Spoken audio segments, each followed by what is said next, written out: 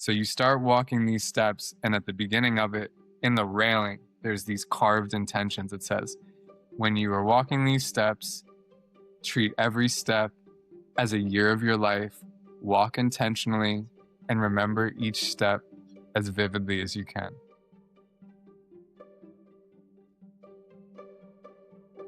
Welcome to the TrueIcon Podcast. I am so excited for this conversation. I find so much value in his words.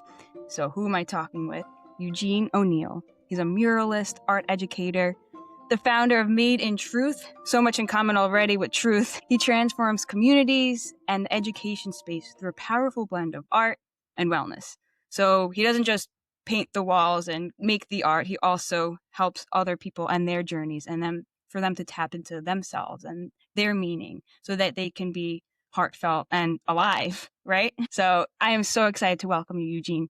Yeah, Welcome. Jen, thank you for having me here. I am very excited to be with you. Yes. I met you at a co-working space. I think it was a couple years ago. And I want to highlight the fact how much that you made an impact just in some of the words you shared then. And for me to sit with me this time after is huge because it shows how big a small moment is.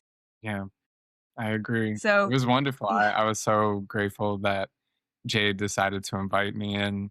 I really loved being a part of the palette community. I felt very welcome. yes, and it was I feel like a lot of people resonated with you then. So going to now for people just meeting you today to get some insights. Where are you in your journey right now? Maybe from a high level. Yeah, well, for those of you who don't know me, I'm a muralist and art educator. Been deep in the capital region community and abroad. I've done stuff in California, but I do a lot in the capital region, all around it, just everywhere. And a lot of murals. You probably seen my public art around the city. And then I do a lot with schools and a lot with youth. I've done that in community centers and community organizations, and then a lot of schools in the area. So that's where you'd see a lot of my work. But it's not just where you see the work, it's in every student, in every person that I've ever worked with. Ultimately, my main gift to the world is wellness and my perspective of it, the way I see it, and my ability to share it. And then from that, I just happen to use the lens of murals and art projects to make it attractive and make it easy to digest. So I'm using those as a lens to really allow people to see themselves or help themselves in trying times. And you've mentioned community more than once in that, and that resonates with me too because it's funny. So I've been a personal trainer for 6 years as one of my passions. Mm-hmm. And part of that is I always said that I'm work with the mindset in the training environment, in the gym space. So it's the wellness. However, what I was finding was I was lacking that creativity, that I had the creativity in the conversations, which is what I loved. And I was in the space of fitness. And then when I took it back, same thing with marketing. And in that part of my career, data and marketing, I loved the marketing because it was creative. But then when it got not creative enough, then it was a void. So what did I seek? I sought community. So you're in the community now and bringing your background and your experiences and your passions to the community so that they can embrace yours and experience yours and find their own. Yeah, I agree. It's, I think with that, when you feel like you're not being creative, because at the end of the day, we're all creative individuals, movement, voice, acting, whatever it may be. I think we get too stuck with ourselves for some time. And that's why my favorite thing about the world is people. It's not places, it's not things, it's absolutely people. So I love what I do.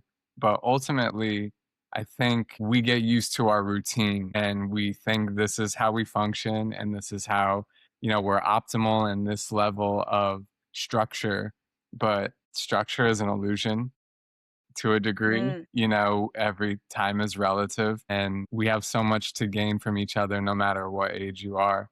So that's why I like community, because constantly having to reinvent myself, because every opportunity to connect with someone and like truly connect with them, we have acquaintances We have moments to fly by every day. You experience so many people, but moments like this where you resonate with people, it's for a reason. And we're all just a mirror of each other.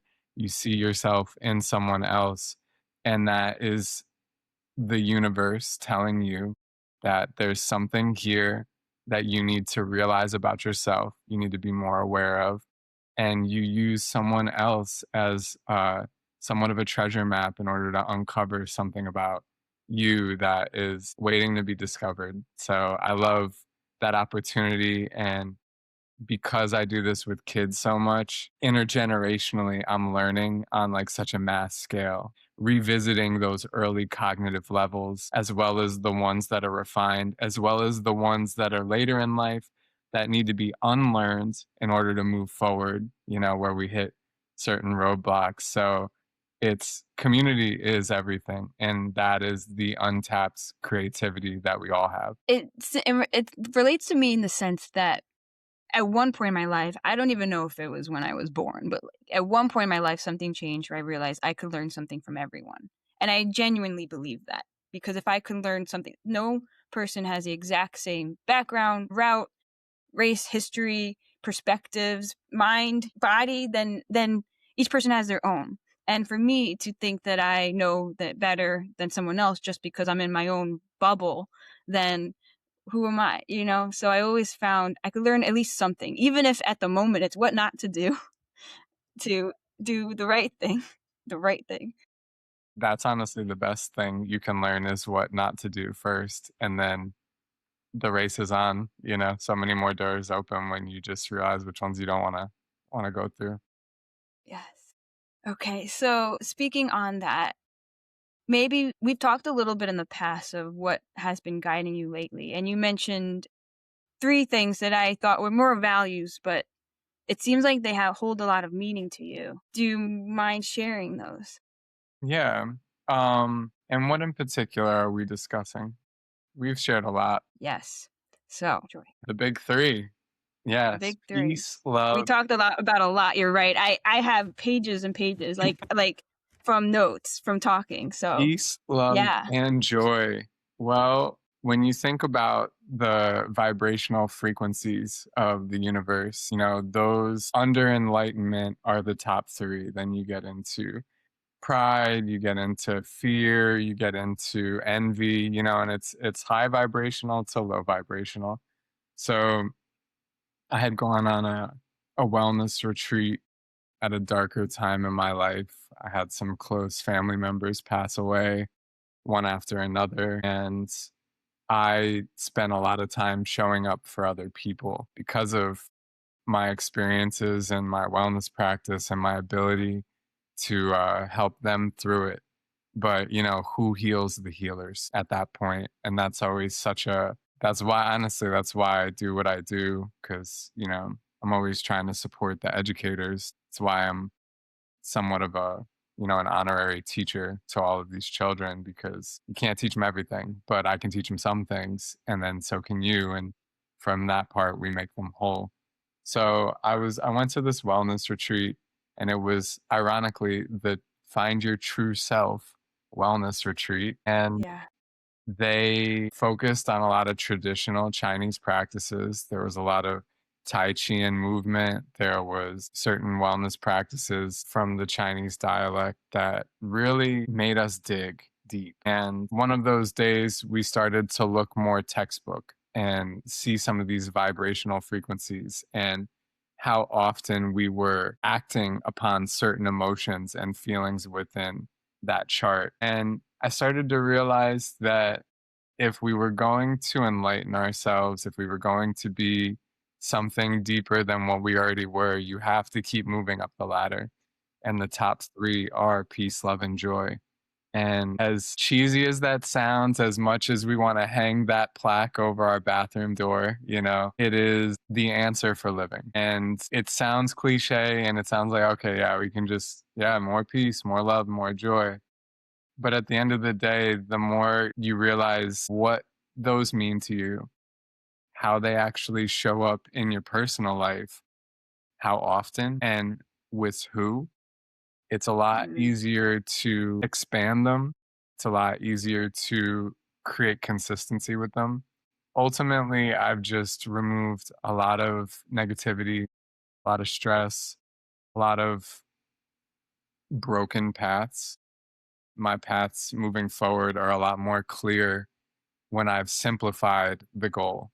And the goal has always been living in peace, love, and joy. And I would like to explore that maybe later on how you're either living that or plan to live, because you talked on a lot of things. I mean, you had some very hard things in your life and you had to stand up and help people, help yourself, but help others. And at one point, who helps, what do you say, who heals the healer? Yeah. Yeah. Who heals the healer? And sometimes it's stepping back to, sometimes, at least for my own cases, it was me in cases when I had to, and sometimes it's others. So I would like to talk a little bit about that retreat because that sounds very profound, right? Like you had some type of realization there. I guess for people listening, maybe let me paint the scene first. So you were looking for learning. Like, what made you interested even in the retreat?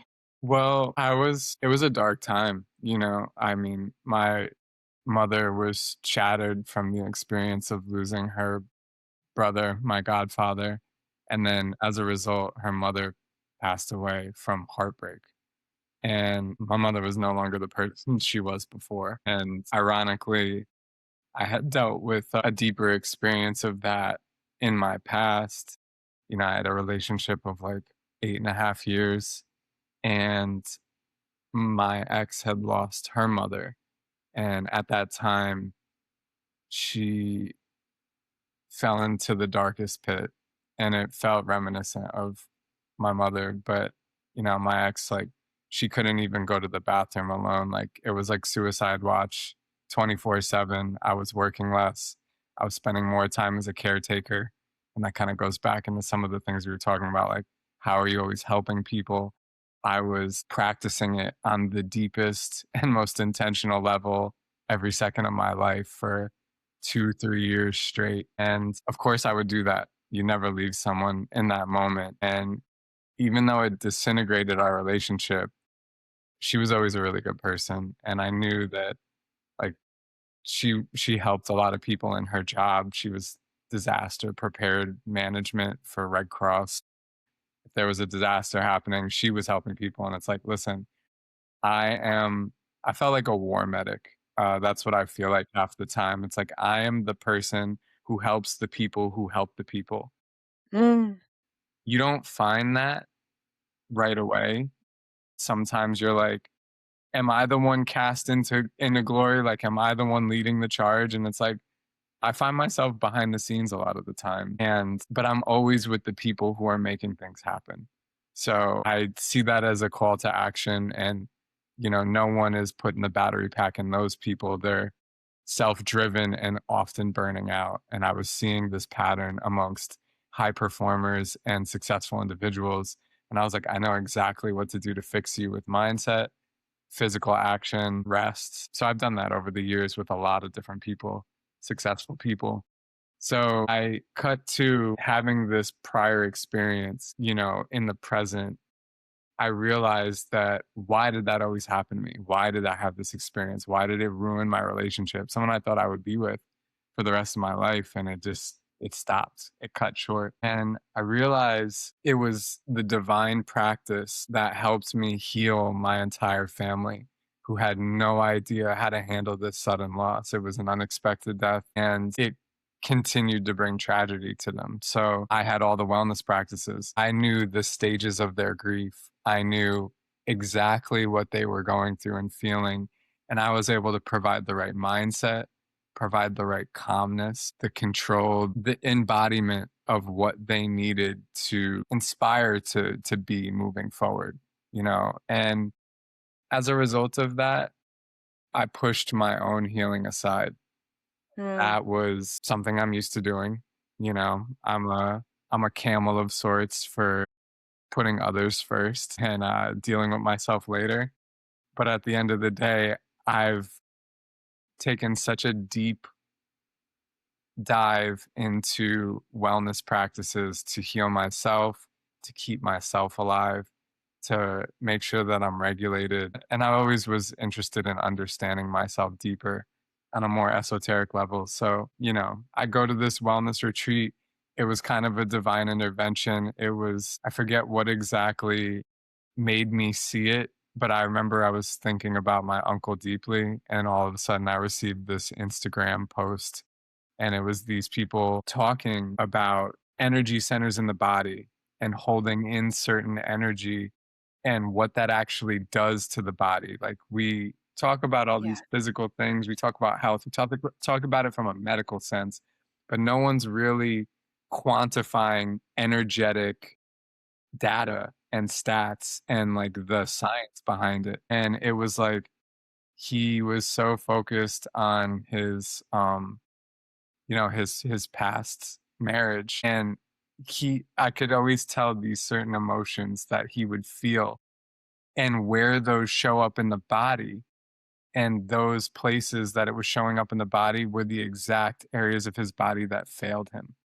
So Mm. once I saw that, I was like, okay, I'm gonna save this post. I need to show this to my mother. But ultimately, it took me down a deep dive, and I was like, these techniques, they're teaching me tapping and breathing. And I knew a lot about breathing, but I never did tapping at the time. And the more I looked, the more I was interested. And then eventually they were like, we have this offer for you, as anything is on the internet. Yeah, yeah. And it was actually, it felt like it was for me. It truly felt like, someone named Made in Truth, it was the True Self Retreat. I was like, well, I'm clearing my calendar. And at the time, I didn't have a lot of money, and it was more money than I was used to spending on a thing. But it was like, you got to pay to play. Sometimes those bigger ticket items are what get you in the rooms around the right people that truly do change your life. And I go to this retreat, and there's a lot of people there that are like, wellness, what's that? There's like people who've never done it. And then there's people who are like practicing it every day. And I found myself more in the higher category. So at the time, I was like, oh, this is kind of a breeze. It's nice to be here, but like I'm succeeding in this pretty easily, until they broke me, until they did this one memory recall technique. And we were working with a partner and talking to ourselves, and we got into some darker parts of what's holding us back, and it shattered Mm. me. And I finally broke, and I saw where I was considering myself weak. And ultimately, it's important to look at yourself as a whole. We push down what's negative so often. We stick away from our For shadow sure. side too often, and we try to fix those things, but it's not really about fixing them. It's about forming a relationship with them. It's a true understanding of, why are these things considered shadow? Why do we feel regret and remorse and shame and embarrassment around these feelings, these actions, these emotions, these everyday recurrences of the same feelings and things that we go through, and we hide them under the rug, versus realizing that just as I'm showing up in this moment for you, that whole version that we're shoving into the closet is actually just as real as this version It's that you're with talking us. to right now. Yeah. And the more And I want to pause yeah, after of that course, of too, course. before we go, because you had a lot to get to that point too. Because think about it, you mentioned you felt it was right, right? Like you felt it's almost like this knowing of, especially now. I mean, real honesty, everything's online. You get this challenge, you get this course, you get whatever. Like it's really hard to pinpoint what's actually real. And even myself, I've taken some big bold moves, and it's some of them like they work, but it's like that, that give. And especially the people around you, you were practicing the healing, you were doing all of these things, and that pivot, like that realization that you do need to take care of you. And even with your uncle, and seeing the points where that, the points where he had the most challenge that showcased where, and it was very evident because of that. And also awareness to do so. I think sometimes when you're in that state, I'm always fascinated, first of all, with the brain and with people. I do have that wonder with people as well. I just love to see where people come from. And if people are not in the right spot, that could come off strong. Like, I try not to push things, but I genuinely, even for myself, I'll get to the root of things in myself. And sometimes that's a spot where people are not ready for. So you going to that retreat and, first of all, being in that spot where it's wellness, because wellness is many things. Wellness could be supplements, Yeah. nutrition, fitness, like what is it? But it's like, no, it's whole, right? It's if I'm coming as Jen or you as Eugene into a spot, like you're taking all of you, past, current, and future you there and having the emotional awareness and the ego, right? The putting the ego aside and being objective enough to actually be open to it and letting go to those moments, I'm sure allows that depth. I mean, one, you had to have an investment to it. So it's like, okay, I'm in it, but you were in it. And I wanted to highlight that because I know we're probably going into what you were finding from that inside, but that pair, I think a lot of times we try to pretend that if we don't acknowledge the shadow parts of us, if we don't acknowledge those parts we're not proud of or the parts that we have a lot of shame or doubt to, then they're just going to be there and they're going to push it down so much that it'll just bubble up. And then we're like, why is this happening? Well, it's like a spring. It's all happening now because there's only so much you could push down and otherwise it might show up in the body. So I wanted to highlight that, especially for people in different spots where they either are thinking about a change or thinking about things internally or having that moment where they feel something, they have that deep knowing and maybe it's new to them, right? That it could be where they're at, where it's new. I would invite them to lean into it, maybe do your research and do that type of stuff, but lean into that. And you mentioned the tapping, the breathing. I think however resonate with people where they currently are, maybe it is journaling or songwriting or something to get it out. I would highly invite them to that so that they can go a bit deeper. And then as we talk a bit more deeper, maybe what you're finding about yourself and finding that from that retreat. But I wanted to highlight that because that's a lot of huge steps on that ladder that were big. Yeah. Yeah. And it's, for those listening that maybe feel like they're in a moment of maybe I have a lot more doors to open here and I'm scared to. It's all about, how do we manage these moments in time that may create true pivot. It's all about managing your relationship with your nervous system and resetting your nervous system. So the tapping, the breathing, the mindful movement, all of those things allow the body to reset the nervous system, move your circulatory system, breathe more, and then get to a state of calm. What that does is it allows some logical thinking, but some subconscious thinking at the same time. So you're in control, but still riding the wave. And when you're in that state, that's what we call flow state. So the more you can look up ways to reset your nervous system, that is a practice that you can do every day for yourself really easily. Like, even just real quick, it's like if you're bugging out right now and you can't manage, but you don't want to show that to other people, there's a chill button right on your wrist. You measure 3 right here. You switch it with your thumb. This is your pericardium. And this is your vagus nerve line. And all you got to do is breathe and lightly press it for 30 seconds to a minute. Don't press it too hard because it is your vagus nerve. But this creates calm. It works across this meridian of the body. So it works right to the heart center. It releases emotion. Sometimes you can get emotional, but ultimately it resets your nervous system. It actually rests your digestive system.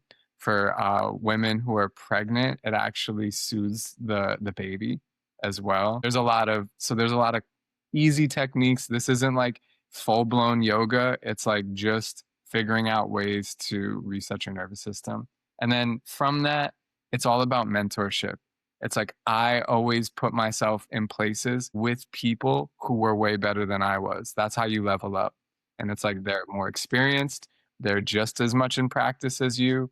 It's accountability buddies. And knowing that we're in like a lower state or we're too deep in a dark area of ourselves, someone's going to pull you out. Someone can show you a different perspective to take you out of that space so you can objectively view what's happening to you and then realize, is that you, or is that the environment, or is that someone Mm. else, or is that the conditioning of your past reflecting in this moment? So I'm constantly jumping out of myself. I've also done my fair share of, once I left that one relationship back then, I didn't know how to fix myself. I was in disarray. I felt like I couldn't have normal conversations. I would overshare. My emotions were way too high. They'd spike, they'd lower. I felt like I didn't even know how to be around people anymore because I was just taking care of people. I didn't know how to like be a person as my own. And I had actually turned to microdosing, and in a very responsible way. I researched it for like 2 or 3 years before I decided that that's what I was going to do. And it honestly changed everything for me because you remove the ego, you have this objective view outside of yourself. You have like a version next to you with a pen and a paper, and they don't understand what you're going through, but they will act emotionless and they act logically. And from that, you're not reacting to things, you're observing and responding to things accordingly. And it helped me to, like you had said before, like get out of yourself and be in a space where you're, I don't know, documenting the journey rather than like being there for the ride. It shows us what we're actually doing and who we actually are. And I was able to, what it did was I reflected on every single moment. I would take it and I would do my entire daily routine and I would observe myself emotionally. And you can do this without it, right? This isn't like, do this, I'm not promoting it. Right, It's right. very taboo to some people, but it really did it helped me to become exactly who I needed to be because I got back to my authenticity. But I observed myself emotionally in every scenario of my life, where I was at work, when I was at home, when I was talking to family, when I was talking to friends, when I was out in public. Every single aspect of my life, I was observing myself emotionally. And I would note when I got spiked, when I was triggered, when I felt uncomfortable, where did I feel this feeling? Where in the body did I feel it? Did it have a color? Did it have a feeling? Was it spiky? Was it acidic? Was it heavy? Was it painful? Like putting physical characteristics to these negative emotions. And then from that, I would sit back, I would meditate, and I would evaluate, hmm, so say we were talking and you said something a little offhand, right? And I was like, I don't know if I like the way she said that, and Mm. say this was like in microdose mode, like we'd be having the conversation, we're just having it. In this moment, this would be like a 3-second interaction in my head. I'd be like, I don't know if I like the way that felt.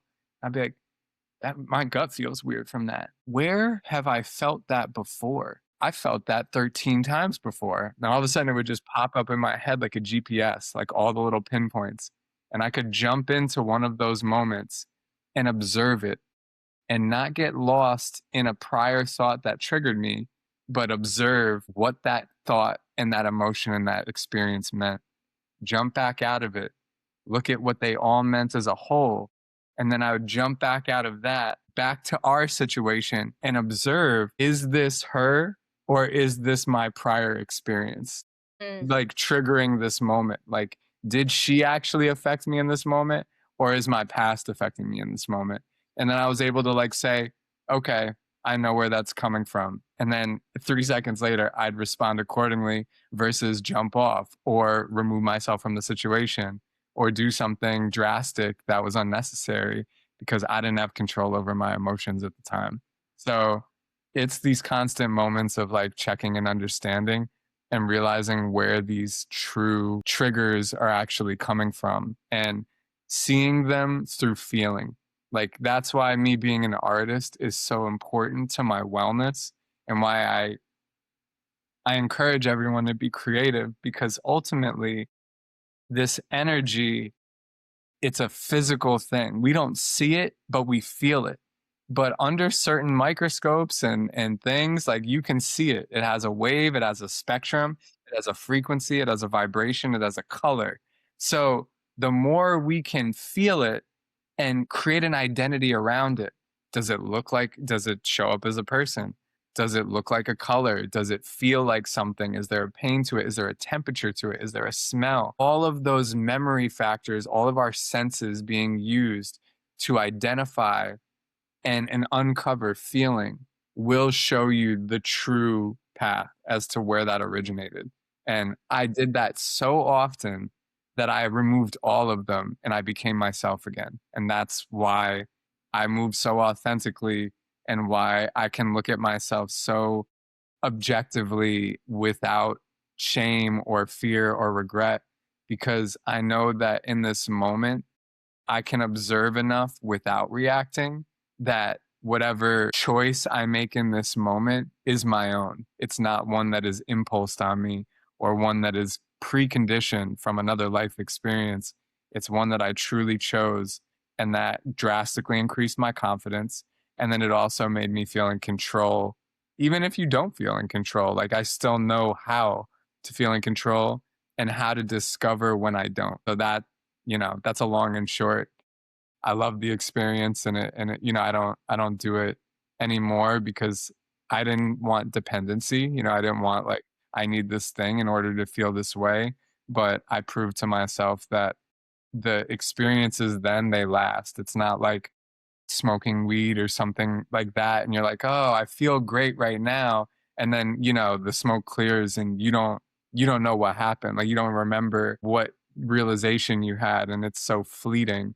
But this is like, it's an adaptogen. It's like there are non-hallucinogenic forms of mushrooms that are constantly healing the body, and they're building new neural pathways through the body, through the gut, through all these other areas, and those things stay, and you learn from them, and you can continue to uphold those practices. Once I found about neuroplasticity, I mean, that was a big changing point to me because, okay, everyone fits this narrative for myself. Too shy, too this, too that, too young, too old. Like, even if whatever it is, oh, I'm never gonna do that. Oh, I'm not a business person. Oh, I stay in my hometown and I'm happy with that. Even though, like, there's more out there. All of these narratives. You always the caretaker too. I mean, that's like very ingrained.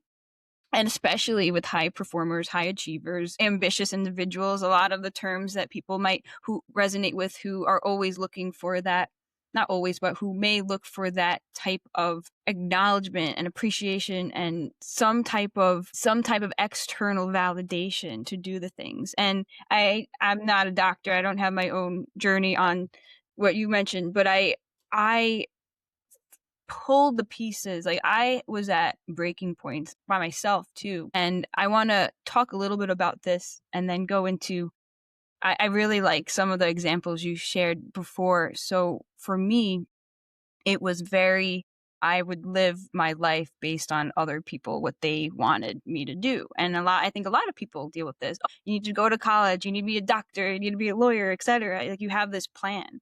And then you fight the plan, but it's what you should do, right? You get an income. And I think now so much has changed because of, one, the nature of online and social media. Being an entrepreneur, you have a lot more visibility. I think we could acknowledge how much scope we have, how much learning there is. YouTube, if you really want to learn something, you can do it. The same way you could get trapped in the cycle of social media and YouTube, and if you're in the cycle that you don't want to be on.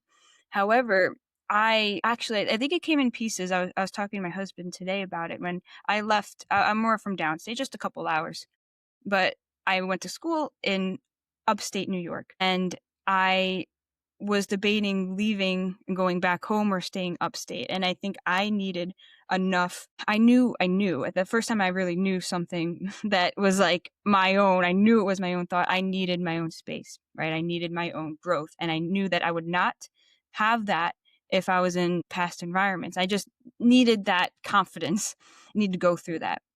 And I proved it led to very, very much challenges because I think other people wanted me to be home, and it led to very tense relationships for a certain period of time, or even people not talking to me. And that actually got so much better afterwards once I started believing in myself and acting in my own best interest. Once I flipped that switch, it just started trickling. Okay, I'm in a certain environment that I don't believe is right anymore. My worth is not it. I don't know what it is, but I know this is not it. So left that, made another decision, moved somewhere else. Like it's once I stopped depending on that. And what actually broke me was when I got to the point where I had it all, right? I had the job, I had the career, I had the relationship, I had the house, I had like the pets, the money, like I had the things.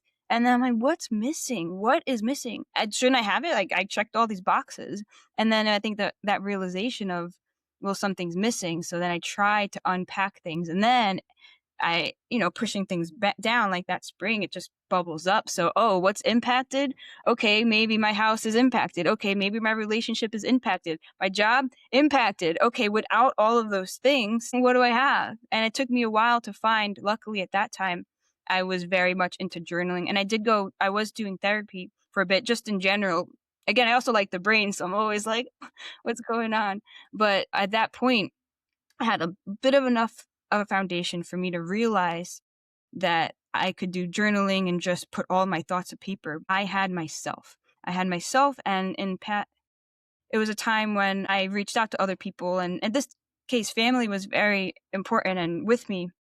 But in other cases, everything I reached for was just like busy or not the right time, and I just didn't understand it. And then the more as I got over this, which was one of the darkest points of my life. I mean, normally I'm pretty much it's going to work out.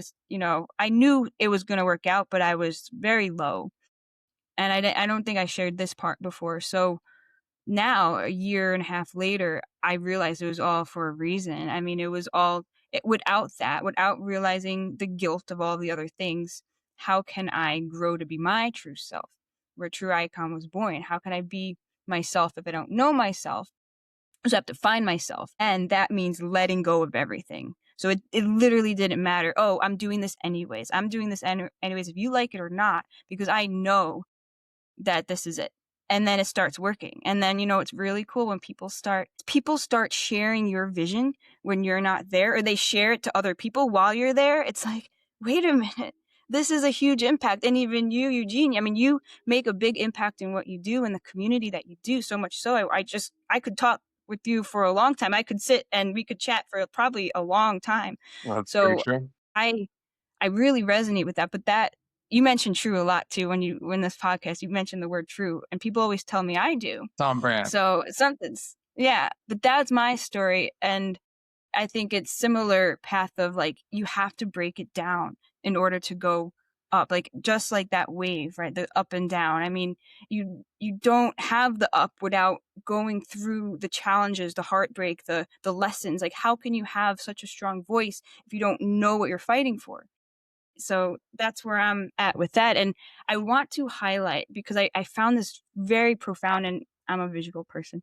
I I want to go back into just a moment when you were in that retreat. Mm, And then you mentioned a bit of a staircase because I find this can help a lot of people. When you were about to talk before, I want to circle back and then we'll go into the next conversation. I that inner part of you. You were finding it. You just were in that open mind when you were knowing, right? And you were learning the textbook things, and then you were pushing yourself a little further. And then I was, hold up, we got a lot we just unpacked. But in that moment, what do you think people can learn from that? And I if you can share yeah. that analogy as well, that visualization, I feel like a lot of people could benefit from that. Yeah, 100%. And, kudos to you because I think your pivot point for that journey was that you set healthy boundaries and you had to trust yourself in order to move to the next step.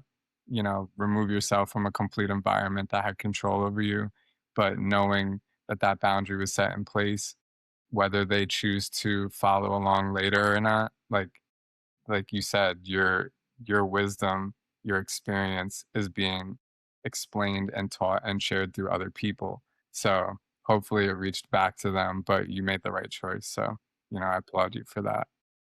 And so yeah, I'm at this retreat You know, of course, I'm doing the work, I'm being aware. And like I said in the earlier portion of the podcast, I don't really care about anything in the world but people, places, things, it's whatever. But what we have to realize about ourselves is that we're only so many things. And what does it actually mean to become well-rounded? So even if things are working, even if you're really good at certain things, it's always important to understand your weaknesses. And it's always important to understand like where we're not growing just as much as where we are growing is a strength in itself, that awareness. So I realized I needed more time with nature, and that's prefaced to maybe like a decade ago. I was too moved by all the things around me in my environment, similar to you, Jen, where you're like, I have to leave this environment because I'm so controlled by it. So I was like, you know what? I need to leave too. I'm going to isolate myself. But I couldn't leave that far because I was doing a lot of work at the time. And that was also an issue from my past life. I made clothes for a living for like 14 years. And I was always cranking that wheel. Made great clothes, but always in the dungeon. So I was like, I need to isolate. And I started doing, for my birthday, I would go to the Peace Pagoda in Grafton. If you've never been to the Peace Pagoda, go see June-san. I highly suggest it. It's one of the best places in the world, and it's very close. So I would go to the Peace Pagoda, and I would just sit in nature and meditate and do yoga the entire day, like for like 6 hours or something, or even more, and just spend a bunch of time there, and then go pray to the monument, that's there, and she has a wonderful shrine. But ultimately, even like my mother would be like, so what are you doing today? I'm like, nothing. She's like, nothing? And I was like, yeah, in the woods. She's like, and so for the longest time, people just did not understand that part of me because it was something that I would never do. But that doesn't mean it's not for you because it's such a true signifier of who I am today. So that became my ritual and I do that every year.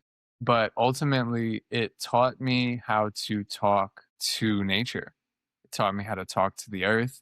That's like one thing when you talk to June-san, she says, I'd be like, so June-san, what does prayer mean to you, in this grand scheme of Buddhism? And she says, prayer is mountain, prayer is water, prayer is bird, prayer is yourself. And really, in a more esoteric way, she was saying that all of these living things are a form of prayer, and your relationship with them is a prayer. Just like yoga itself, like you doing something to the best of your ability and focus, that's yoga. It's a form of breathing and focus. It's like it's not just downward dog and warrior pose. It's this true focus and alignment in the act of doing. So it was the same thing with this prayer where it was like all of these things are a part of prayer because it's recognizing their existence is prayer. So that's just a form of Buddhism, to become this oneness with all things around you. It's very, very similar to the Avatar vibe, the movie where they're all connected to the tree. So I started to embody this and realized that the grounds there were truly talking to me. I could feel them move. I could feel everything move. I could hear the water vibrate more intently. I could feel things under the ground transferring to me. It felt like electrical impulses. And that's truly what happens is there's these electromagnetic impulses that shift through the roots. They shift through the earth and you become in alignment with that. We're all salt batteries, like our bodies are just water and salt. So from that practice, cut to we're in the true self retreat. And they have this big tree called Mago, massive, massive tree. There's no tree is bigger than it. They actually made like a bunch of stumps around it where like they could hold ceremonies around this tree. It was like done up in the woods. They had like swings in the woods. You could just exist back there, let alone doing the practices in the hotel accommodation stay where we were. It was like, go find yourself in this nature. So there was a waterfall that was there that was teaching me amazing things as well. I won't get into that too deeply, but so I'm learning from this tree. and I'm learning from this waterfall, and they are teaching me ways in which to displace energy, stagnant energy that stays stuck. How do we continue to allow it to move? And then how do we transfer it out of the natural flow like everything else we dump out into the world? So from that, I learned from them. I was on point. I was in alignment. And then one of the facilitators was like, you have to go to the 100 steps of life. I'm gonna go find these steps. So I'm walking through the woods and I got this new movement practice. The tree just taught me all these things. The bugs are going crazy. So I'm like whipping them out, but I'm moving and I'm shaking and I'm going to, and then all of a sudden I'm like, where's this? Oh, the steps. It's like this structurally built monument with a gazebo at the top, and it's 100 steps, just like walking up. So I'm like, okay, let me meditate right here. I was like, they said this is one of the most important things we could do after graduating from the True Self retreat. Mm. I'm gonna meditate. I'm gonna do some tapping. There was a bridge you walk over with water. So I started doing some of the Tai Chi movements. Then I started doing some of the tapping and breathing. Then I meditated for a second. I am ready to walk the 100 steps of life. So you start walking these steps, and at the beginning of it, in the railing, there's these carved intentions. It says, when you are walking these steps, treat every step as a year of your life, walk intentionally, and remember each step as vividly as you can. Okay. So I start, No boom, pressure. step 1, step 2, step 3. I'm traveling through my adolescence. I'm traveling through my infancy. I'm traveling through my past experiences of needing to be fully taken care of and growing every step of the way with these early cognition stages. And then you get to your teenhood and then that adolescence and just growing in those stages and being awkward as anything, then starting to get into my 20s and coming out of college, and those first original pivot points that I had to make in life. Went to school for art education to be a teacher, but I turned it down because in 2012 I didn't trust public education, and they were always trying to cut an art teacher's job. So I bet on myself, and I ended up using my art knowledge to then start a clothing company. And then I made clothes for 14 years because I proved that I didn't need that thing. Ironically, now I'm back at the circle of wanting that thing. And I am a teacher now. So it's just very Mm. ironic. So I'm obsessing over these pivot points, these changes in my life, that past relationship, letting go of all these people as a result of that thing. And I get to these steps, and it keeps telling you, like, keep reflecting on X, Y, and Z. And I'm thinking about every step is a different part of my life. And I've truly sat with every single step thinking about what happened at that point in my life and why it was intentional to me, or what it made me in that moment. And then eventually it tells you, stop at the year you're born now. And that was a couple of years ago. So it was like I was like 32. So I'm on the 32nd step, and it says, stop here and reflect. And it says, I want you to turn around and look back at all the steps you just walked. What do they mean? What have you learned? Who have you become?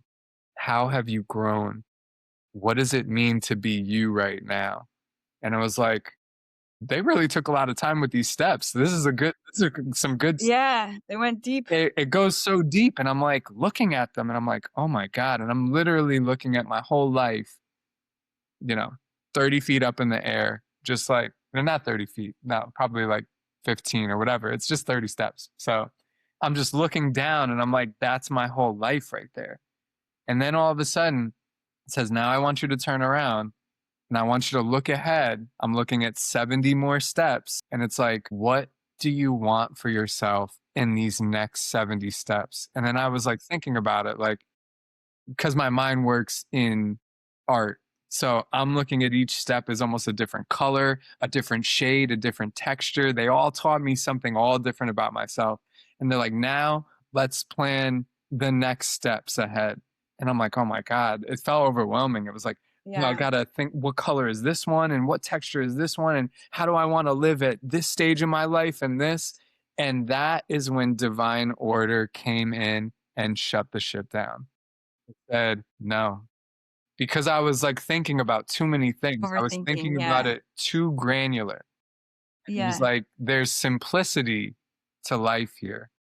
There is oneness to life here. So all of this, me trying to like plan out each step of my life, all of the steps at that point, it was like they lit up and they were all the same color and they were all the same light and they were all the same frequency. And in that moment, I was meditating to say, what does this mean? What do you want me to do? What do you want me to do with the rest of my life? And all it kept telling me was that you need to live in peace, love, and joy.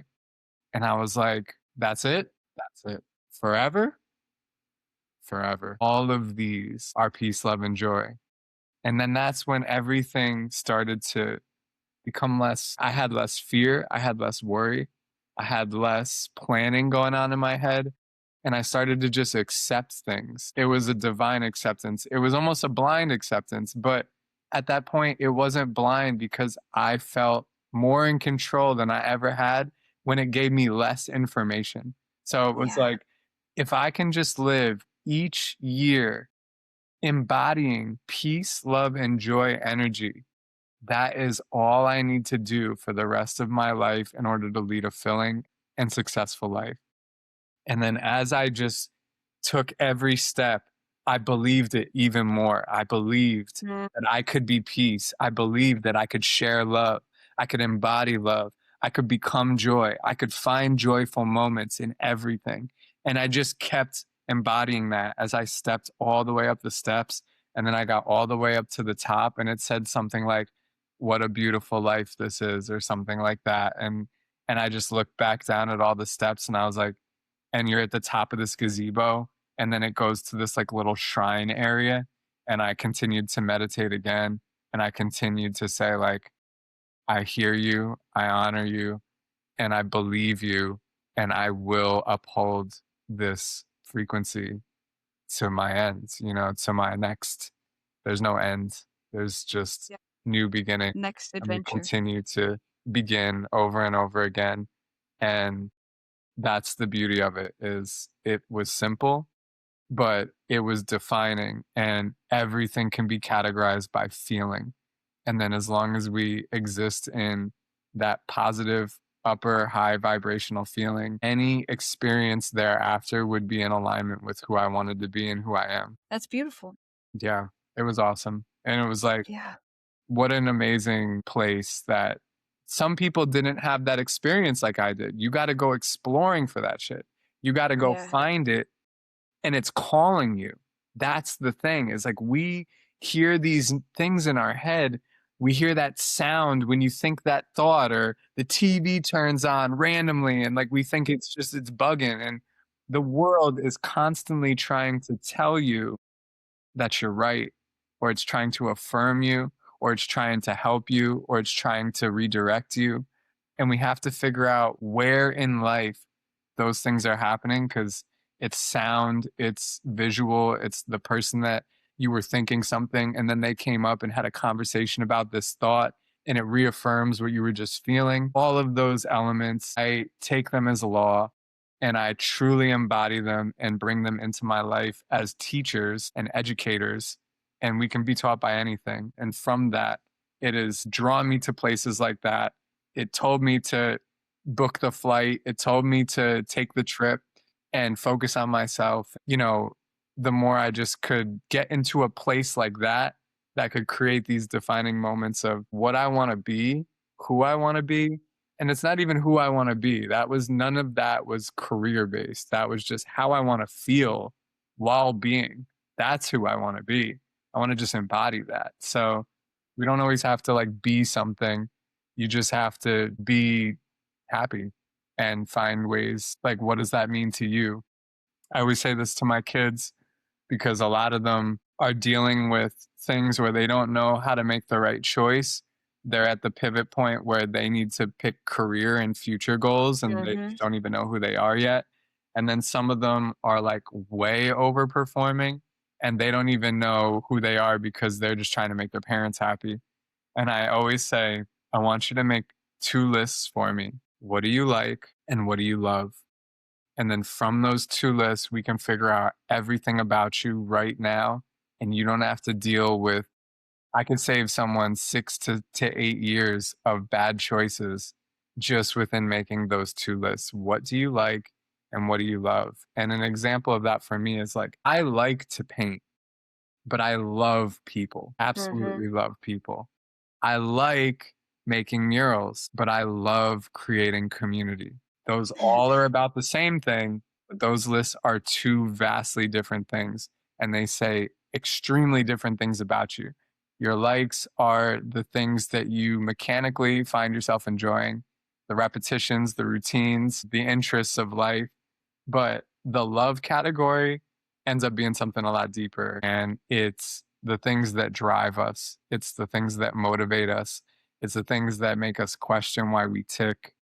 And it's also the thing that makes us trust that the world is taking care of us and we have the capacity to take care of ourselves. So I constantly am asking my students to make those 2 lists. So to all the listeners, I will encourage you to try making those lists yourself. What do you like and what do you love?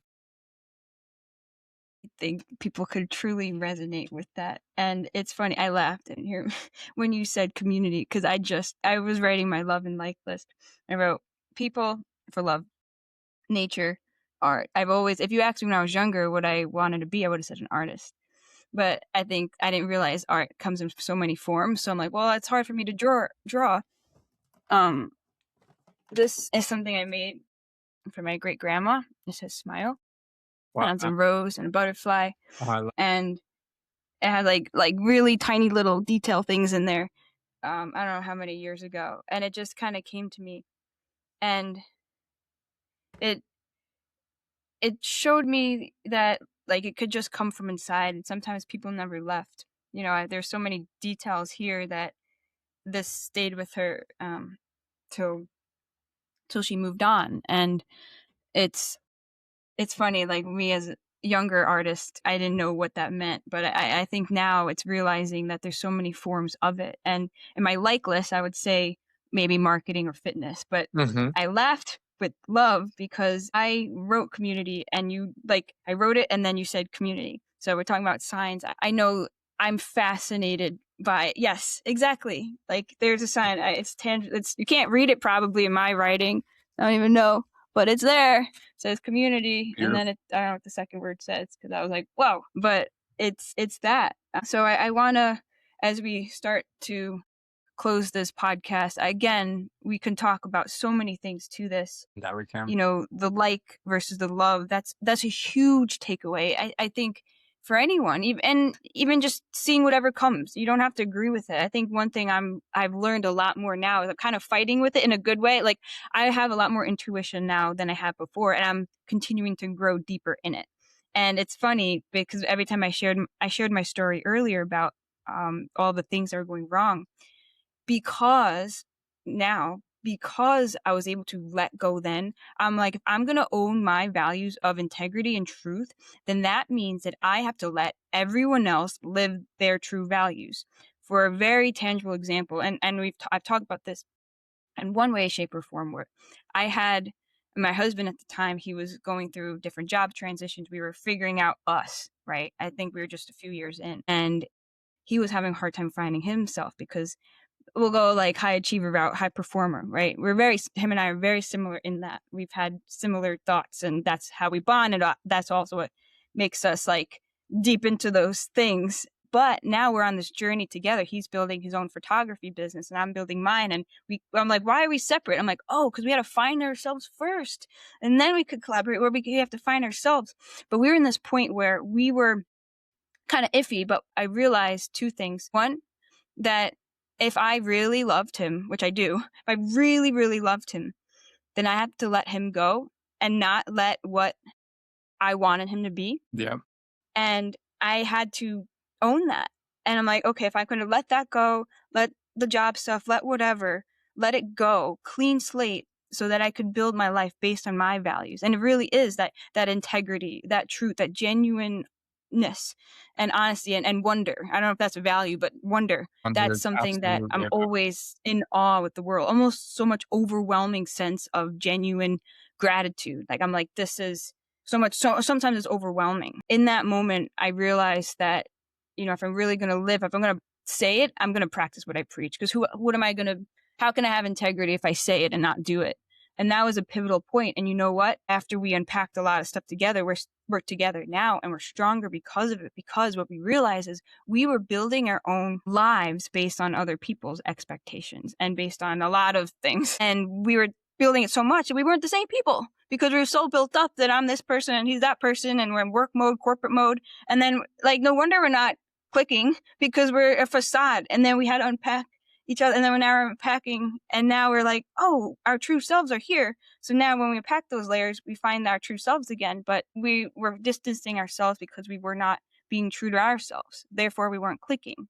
So it's been this roller coaster of growth, and I am so appreciative of it. And it allows me in new ways to also inspire the younger generations in school. I always tell people, especially high school, middle school, who I work with, as on others, people want to be seen and people want to be heard. And you know what? People want someone to believe in them. And I always communicate that when it makes sense of if no one said it, I believe in you. That crazy idea you have, that passion you have, dip into it. Like the like and love list. I always talk about energy, following the energy of where, is it draining? Is it coming back? And I think that's different parts of what you mentioned. I'm still unpacking that. I'm really fascinated with that, but I want to highlight that it allows me to be myself and also showcase that to other people. Because if I want to do that, then I need to live it. I think between you and me, and they're very different scenarios, I don't want to compare it, but we have at least at different points in our lives realized the depths of things so that we can lead from experience, right? We lead because we've been there, we've felt it, we've known people who lived certain ways. There's a lot of soul to it, and then you could help others. So I guess we have just a few minutes here. How do I want let me think. Well, Overall, where are you bringing that peace, love, and joy to what you do now? I'll leave it there. And then I'll ask one question so that from there, what are you proud of for your current impact with that? well, I think once I, my most recent pivot point was I was still doing clothes like a couple years, 2 years ago, and murals and education work were a hobby. I just always felt inclined, like I knew that I had to be doing that type of work, and it truly led me passionately. But making clothes started to become really mechanical, and I think it's really important. Like I did clothes for 14 years. I was Yeah. a powerhouse in the industry here, and I was doing quality work better than most. And you kind of build up this title, you build up this castle, this experience that you have and you live in it. And sometimes you feel like you built it so high, how can you even get down again? Just like you and your partner, working away from each other. And it's like you got to break all that stuff down. So there was this fear of like ending a business, but really when my family passed away, I had this one client that was just the worst, and they were not understanding at the time of me having a serious emotional break, and I needed a little bit more time. I was still working, but I just wasn't communicating as much, but I told them very clearly, like, I was gonna get all their stuff done, and, their messiness, what's the word? They were just very unorganized, and it changed one small detail, and the order was wrong. Drawstrings instead of not drawstrings or something so trivial. And he just tried to drag me through the mud. He was like, I'm not going to pay this and that. And then went online, dragged me online. A bunch of people joined in on that email. And it was like, I've done so much for all of you. And I put myself on the line, even when I have no more energy to give. And I just said, screw it all. Like, I'm done with all of you. And I made this major pivot point. I was like, listen, you're all still figuring yourselves out, but I think what I'm going to do is work with the kids, and I'm going to truly change all of my focus to helping them grow because they have nothing to unlearn yet. And I can help them never make these mistakes that we made. So, not that there's mistakes to not be had, but I can save them some unnecessary struggle here and help them go way farther than we ever did. So I devote all of my peace, love, and joy to uplifting youth and then creating safer spaces and communities for people to enjoy wonder because wonder is absolutely a feeling.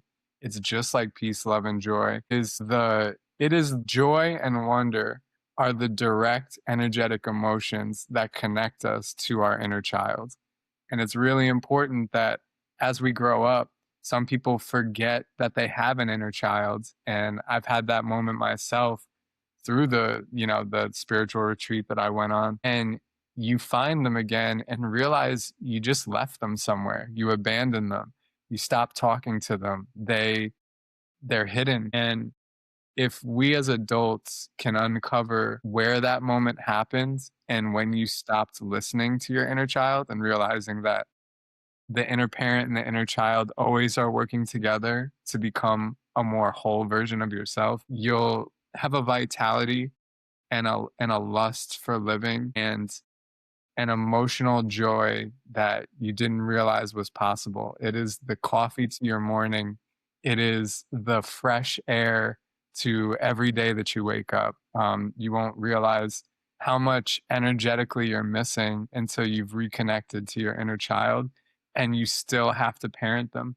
You still have to let them lead. You still have to let them learn because ultimately it's one, especially if you're a parent, it's how you're gonna connect to your child easier. It's how Mhm. you're gonna form empathy easier, but it's also how you're gonna have this wonder to continue to grow in the world. The parent is constantly logical, evaluating, sharpening, refining, and all of those things like reduce, they whittle things down, but the inner child is expansive.